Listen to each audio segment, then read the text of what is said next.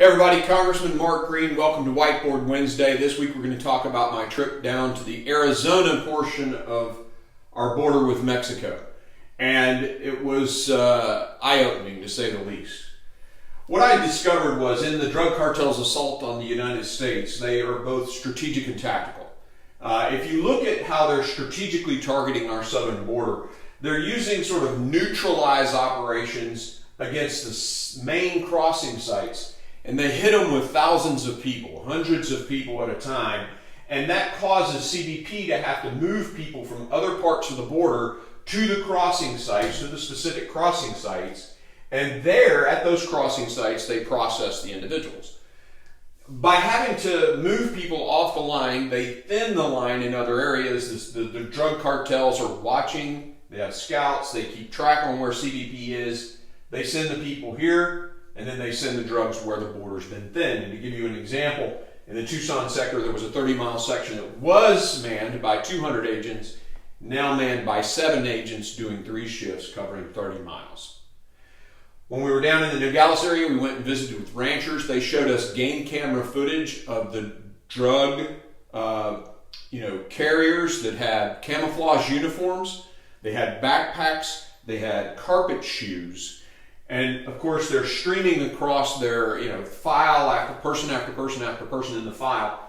And we found these drop sites where the backpacks are dropped next to a road, the shoes are dropped, they empty the drugs into the car, and then the drugs go throughout the United States. The impact on the United States, 107,000 deaths in 2021. Who knows what it's going to be this year for Tennessee? That's a 50% increase year over prior. The price of fentanyl, just to tell you, in a supply-demand, how much fentanyl is getting into the United States because of this open border that Joe Biden has. In January of 21, when he came into office and the border was closed, $95 a hit for fentanyl. In June of 22, sheriffs in Tennessee told me a hit of fentanyl is $28. And that's because of this open border.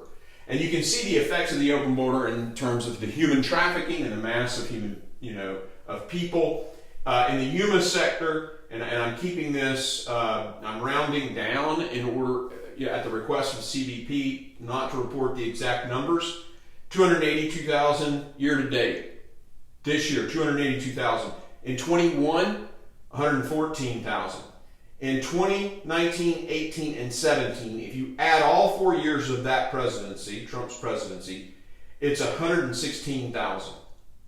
So in this year alone, Joe Biden will have more than doubled what came in the previous administration's 4 years. That's not even a full year yet. Tactically, how the drug cartels are doing this, they have a scout, and the CBP guys have found the scouts. They have encrypted radios, and they have military-grade binoculars. They see a CBP agent, they radio back to their guys, they send 20 or 30 people to tie up the CBP agent, and the drug carriers will then take another direction, again, directed by the scout. And we actually saw one of those individuals while I was down there. The results for the cartel, the bottom line, if you will. Now, these are old numbers. In 2020, the drugs were between $19 and $29 billion. That's an estimate from DHS. With the changes in the price of fentanyl, the amount of fentanyl that's getting in here, we know it's way more than that. Human trafficking, this was in 2018, $13 billion. With the massive increases in people across the entire southern U.S. border, we know that's going to be much higher. But just from those 2 data points, $37 billion transferred to the drug cartels by Joe Biden's open borders. And if you look at the numbers, and I talked to the CBP, they're estimating that the drug cartels will make over $60 billion this year because of the open border. Alejandro Mayorkas, dereliction of duty, killing 100,000 Americans last year plus, funneling billions of dollars to the drug cartels. That's Whiteboard Wednesday.